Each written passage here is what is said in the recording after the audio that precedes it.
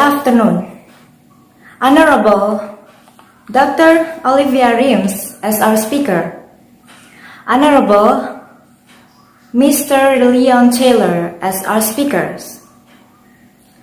Honorable all of participants. Welcome to 2020 World Mental Health Day Seminar. Ladies and gentlemen, all praises to Allah, the true giver. With His love and mercy, we are all being here, gathered in this 2020 World Mental Health Day Seminar. We thank you, all of you, for your presence of this event. My name is Galuh Nareswari, and I have the honor to be your Master of Ceremony during this 2020 World Mental Health Day Seminar. Ladies and gentlemen, mental health is an important part of overall health and well-being.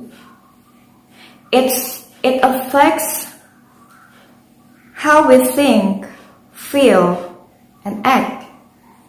It also affects how we handle stress, relate to others, and make decisions during an emergency.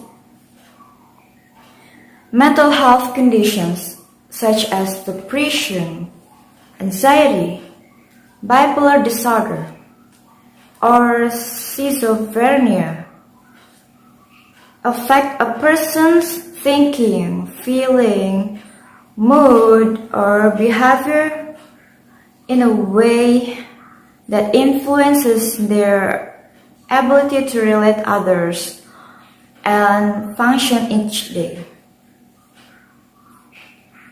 People with mental health conditions should get a treatment and call a healthcare provider. However, with our amazing speakers, Dr. Olivia Reams, PhD student and postdoctoral researcher on mental health, and Mr. Leon Taylor, a BBC commentator, public speaker, and author of Mentor, the most important role you were never trained for. We would like to get to know how to manage our mental health and to cope anxiety disorder. Ladies and gentlemen, this is what we've been waiting for. We are now going to listen to the speech from our first speaker, Dr. Olivia Reams. Dr. Olivia Reams is a PhD in Public Health and Primary Care at the Cambridge Institute of Public Health, University of Cambridge. She is also a researcher in focusing on mental health. Currently, she is a part of the Department of Engineering. Dr. Olivia Reams, please.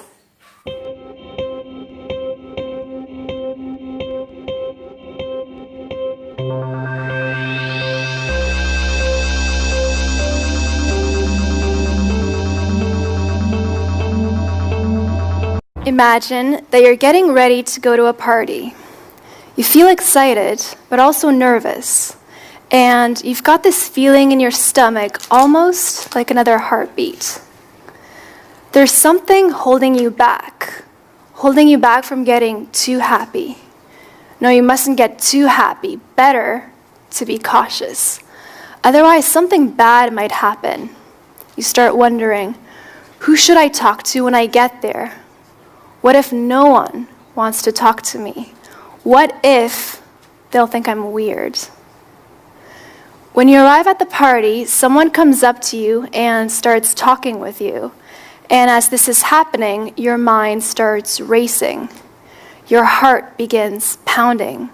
You start sweating, and it feels almost like you're dissociating from yourself, like it's an out-of-body experience, and you're just watching yourself talk. Keep it together. you say to yourself, but you can't, and it's just getting worse. The famous neurologist, Dr. Viktor Frankl, said, "For people who think there's nothing to live for and nothing more to expect from life, the question is getting these people to realize that life is still expecting something from them." Doing something with someone else in mind can carry you through the toughest times.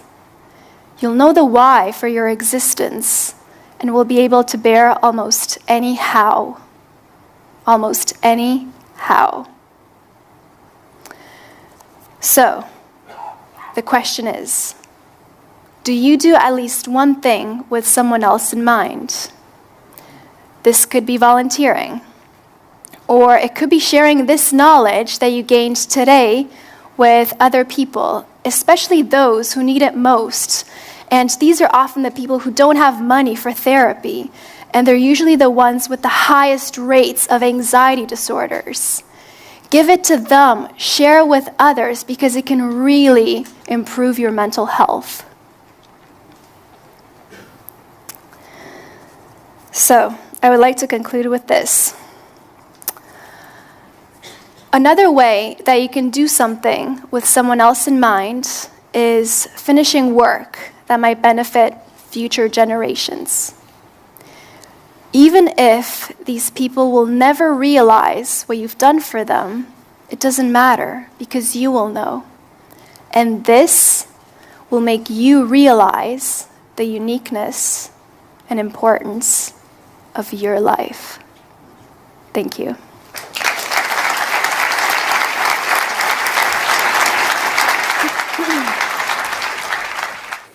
Thank you, Dr. Olivia, for the wonderful speech. Ladies and gentlemen, we are now going to listen to the speech from our second speaker, Mr. Leon Taylor. Before we go to the speech, let me read his profile. Mr. Leon Taylor is a British former competitive diver. He won medals at all major international events. However, at 2008, he retired from diving. Between 2006 to 2008, he completed Higher National Certificate Business Finance from Sheffield Hallam University, and now he works as a public speaker and BBC commentator and mentor.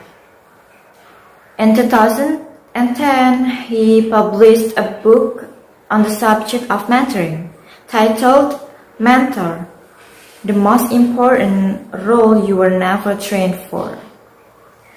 Mr. Leon Taylor, time is yours.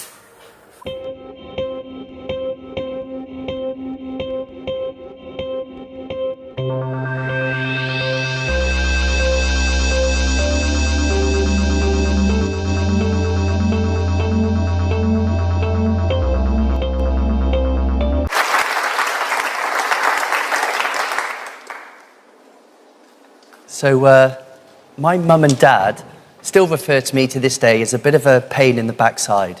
And probably for good reason. How many parents have we got in here? Give me a quick wave. Oh, loads of you. Okay, well, I was a hyperactive child. I drove my parents up the wall with my endless amounts of energy. I wouldn't sleep.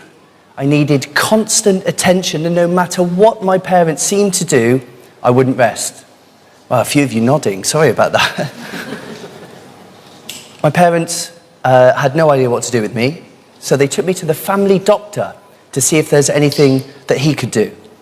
Now, I'm not sure what available labels there were back then, but the family doctor labelled me as a problem child. And he said to my mum and dad, if you can't cope with Leon, I can always take him off you and sedate him. And then he proceeded to share with them some other drug-related interventions that they might want to consider.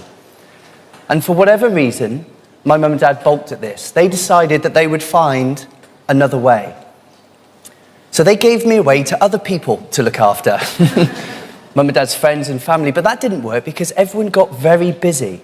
And they were left, my mum and dad were left with their problem child at the end of their tether. You know, there's a picture of my mum and dad. On their wedding day, they look young, healthy, vital. And there's a picture of the three of us less than 2 years later, and they look as though they've aged 25 years. So my parents decided to fight fire with fire, and they decided to attempt to tire me out. And that's when my life of activity started, way before I can even remember. I was swimming from day dot. I went to mother and baby gymnastics before I was 1 year old. That turned into tumble tots, and I was taking part in any physical activity that was going, and every sport that I was able to do at the age that I was at. And magical things started to happen. I became easier to manage. And I'm glad my parents went down the physical activity route, because my dreams of going to the Olympic Games started when I was 6 years old. I watched the Olympic Games on the TV in 1984, and I told my dad then that I wanted to go to the Olympic Games. I used to get the Guinness Book of World Records at Christmas, and I would write down in my best handwriting my time next to the world record holder to see how many minutes I needed to take off. And I'm glad my parents went down this route, because when I was 9, or just before I was 9, I started diving. And that was one of the many sports that I tried, but actually, within a short space of time, it was clear to me that diving was the sport for me. But in reality, things were very different. When I sat down with him, I discovered that things were very dark. He was suffering with bipolar disorder. He was under the care of a psychiatrist, and over the past 5 or 6 years, the symptom severity of his bipolar disorder had slowly been increasing, and therefore the medication he was on subsequently was being upped and upped and upped, and he found himself to a point where it was tearing him, his young family apart, and he was right on the edge. We made one intervention. I asked him what he loved to do movement-wise. He proceeded to tell me a story how he used to love to run when he was younger. So we built a series of behaviours and habits around running. He started to go running frequently. Before long, in a number of weeks, he'd already joined a local running club. And this journey went on, and 6 months down the line, he ran in his local half marathon with his wife, his children, extended friends and family cheering him on, the most momentous day. And over that period, the symptom severity of his bipolar disorder had been reduced so much that he was taken off pretty much all of his medication. The side effects that were plaguing him had faded away, and from a mental health point of view, he was in the best place he'd been for over a decade, because running was his movement.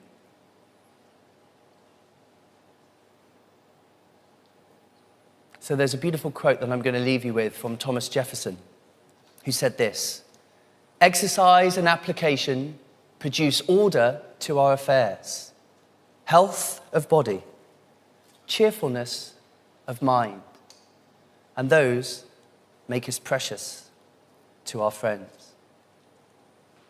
So in this world of stress, overwhelm, and overthinking, we need to get out of our heads and back into our bodies. We need to physically move more, because if we don't, the children of this world will continue to model our behaviours of stress and inactivity, and this mental health unwellness will continue to rise. So here today, let's start a movement for movement. I challenge you to reclaim your mental health by finding your movement, the movement that fills you with joy, and do it as often as you can. Thank you. Thank you, Mr. Leon Taylor, for the amazing speech. Ladies and gentlemen, we have had inspiring time together, and we now come to the end of the 2020 World Mental Health Day seminar. On behalf of the committee and me as your Master of Ceremony this afternoon, we would like to extend our deepest appreciation to you all of your support in participations. Hope this seminar will give you new insight, lesson, and knowledge to take care of your mental health. And we hope you always mentally and physically healthy. Once again, thank you and good afternoon.